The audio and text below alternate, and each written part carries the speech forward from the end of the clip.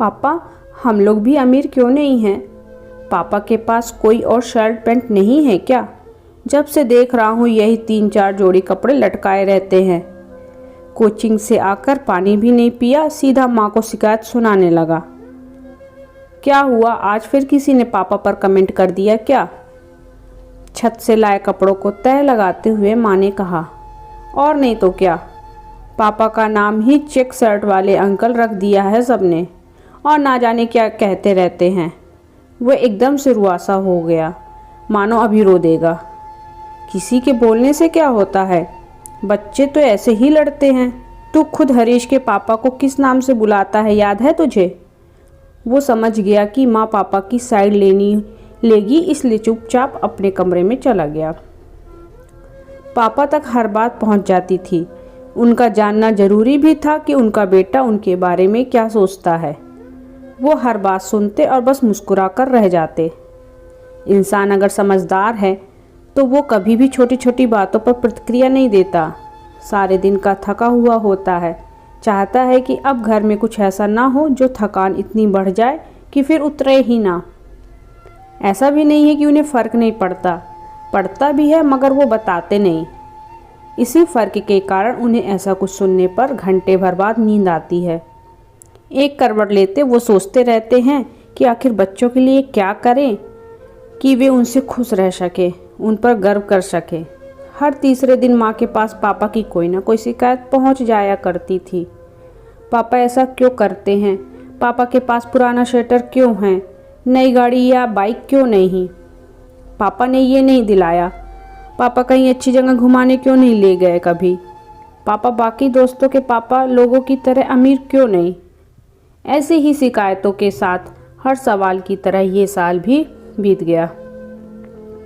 बेटे का इस साल इंटर था।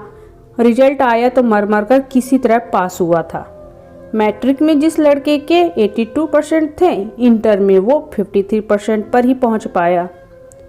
शाम को पापा आए तो घर में मैयत का सन्नाटा पसरा था। बेटे साहब अपने कमरे में दुबके पड़े थे। कहाँ हैं?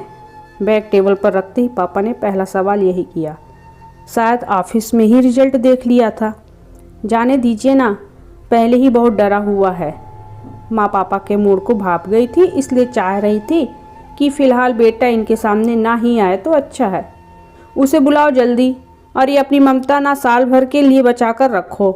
साल भर हम हर गलती माफ़ करते हैं, कभी बोलने नहीं जाते, मगर आज तुम्हारी ये ममता एक पिता के गुस्से को रोक नहीं सकती। यहाँ बुलाओ उसे। अगर हम कमरे में चले गए तो आज लात बार छिटका देंगे। माँ समझ गई कि पिता का गुस्सा तूफान बन चुका है और उस तूफान को ये ममता का छाता रोक ना पाएगा। किसी भी घर में ऐसा समय माँ को दुविधा में डाल देता है। माँ उसे कमरे में समझा बुझा कर लाई, जो अक्सर पिता के बारे में नुक्स निकालता रहता था। आज एकदम सहमा हुआ सा खड़ा था। पापा ने उसे एक बार ऊपर से नीचे तक देखा। तो फिर बताओ कि इतने कम नंबर किस वजह से आए तुम्हारे? क्या इसका कारण ये है कि हमारे पास सिर्फ 4 जोड़ी कपड़े ही हैं जो हमने सालों पहले सिलवाए थे, या फिर हमारी पुरानी स्कूटर के कारण तुम नंबर ना ला पाए, या फिर हम अमीर नहीं हैं तुम्हारे दोस्त के पापा लोग की तरह, इस वजह से तुम्हारे नंबर काट लिए गए? पापा के इन तानों को सुनकर बेटे ने एक बार माँ की तरफ देखा और फिर से सिर झुका लिया। उसे महसूस हो गया कि ये बातें तो मैं मम्मी से अकेले में कही थी, जो पापा तक मम्मी के अलावा कोई नहीं पहुंचा सकता। मन में कोई वहम हो तो चलो तुमको कल ही गांव ले चलते हैं और अपने वहाँ मिलवाते हैं अपने पुराने साथियों से। वे सब तुम्हें बताएंगे कि हम क्या चीज़ थे। महीने का कैलेंडर बाद में बदलता था, मगर हम अपने जूते और कपड़े पहले बदल लेते थे। पूरे जिले भर में इकलौती राजदूत बाइक थी हमारे पास। उसकी आवाज़ से ही कोई कह देता था कि भूरे भैया होंगे। और एक हमारे पिताजी थे, वही 2 जोड़ी धोती और 2 चलानी गंजी लटकाए रहते थे। तुम लोग जितना दिमाग नहीं चढ़ा था हमारा, लेकिन फिर भी सोच लेते थे कभी कभी कि आखिर पैसा रख कर करेंगे क्या, जब तन पर एक ठो अच्छा कपड़ा नहीं है। बेटे का सिर अभी भी झुका था। शायद वो समझ ही नहीं पा रहा था कि पापा ये सब मुझे क्यों बता रहे हैं। वक्त बदला, हालात भी बदल गए। पिताजी असमय चले गए। उनके जाने के बाद बुद्धि खुली। समझ आ गया कि पिता के होते एक ही मौज है, उसके बाद तो ज़रूरतें पूरी हो जाए वही बहुत है। खुद को जानते थे हम, पता था कि खुद को खेत में जोतकर कुछ खास नहीं कर पाएंगे, इसलिए पढ़ाई में मन लगाने लगे। किस्मत अच्छी रही कि नौकरी मिल गई। आधी बुद्धि तो पिताजी के जाते ही खुल गई और आधी खुली जब तुम हुए। पापा आज अपनी पूरी भड़ास निकाल देने के मूड में थे। तुम्हारे पैदा होने के बाद हमें समझ आया कि पिताजी वो 2 जोड़ी धोती और गंजी में कैसे सालों साल बिता देते थे। ये जो तुम अमीर बच्चों के बीच पढ़ते हुए हमारे पैंट शर्ट पर शर्मिंदगी महसूस करते हो, महंगा फ़ोन चलाते हो, वो लैपटॉप जो लिए हो पढ़ने के लिए और चलाते गेम और फिल्में हो, ये कपड़े जूते, ये सब इसलिए हैं क्योंकि हमारे पास सालों से सिर्फ 4 जोड़ी कपड़े हैं। हम ऐश कर पाएँ क्योंकि हमारे पिता के पास केवल 2 जोड़ी कपड़े थे। ऐसा थोड़े ना है कि हमारा मन नहीं करता बन ठन के रहने का, अच्छा पहनने, अच्छा खाने का, लेकिन हम मन मारते हैं सिर्फ इसलिए कि तुम्हारे मन का हो सके। और बदले में क्या चाहते हैं? तो बस यही कि तुम पढ़ाई में अच्छा करो। पापा, मैं वो इससे ज़्यादा वो कुछ बोल नहीं पाया। हाँ बताओ क्या वो? अरे अब तो वो ज़माना भी नहीं रहा कि तुमको सिर्फ पढ़ने के लिए कहें। बताओ हमको कि पढ़ाई से ध्यान हटाकर तुम कौन से खेल या कला में आगे बढ़े हो।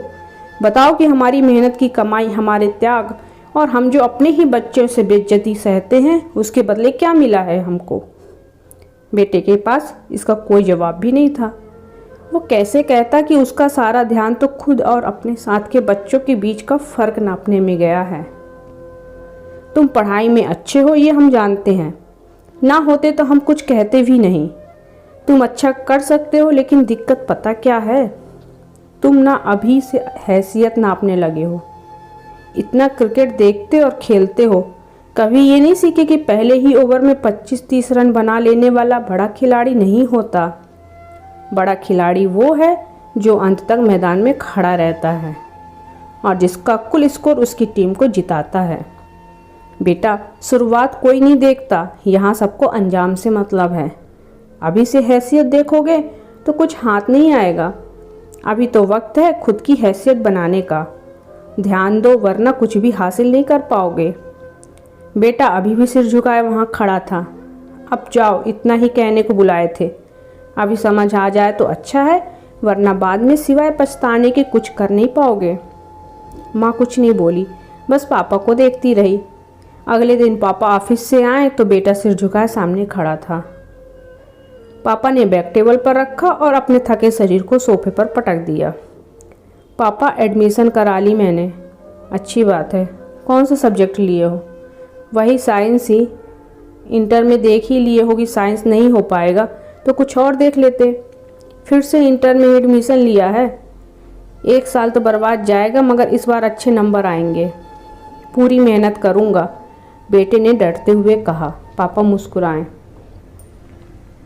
पढ़ना तुमको है बेटा, हम बस ये चाहते हैं कि अच्छा बुरा के बीच का फ़र्क जान जाओ।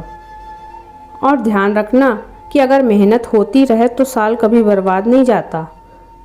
बेटा पिता की बातों को समझ गया था। ये देखकर पिता को अच्छा लगा। कुछ देर बाद बेटा अंदर से एक पैकेट लेकर आया और पापा को थमा दिया। पापा ने पैकेट देखते पूछा, ये क्या है? इतना कहते हुए उन्होंने पैकेट भी खोल लिया।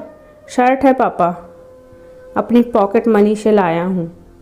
समझ आ गया कि आप मेरे लिए खुद की ज़रूरतों पर खर्च करने से भी डरते हैं, लेकिन मैं तो अपने खर्च से कटौती करके आपके लिए कुछ ला सकता हूँ ना।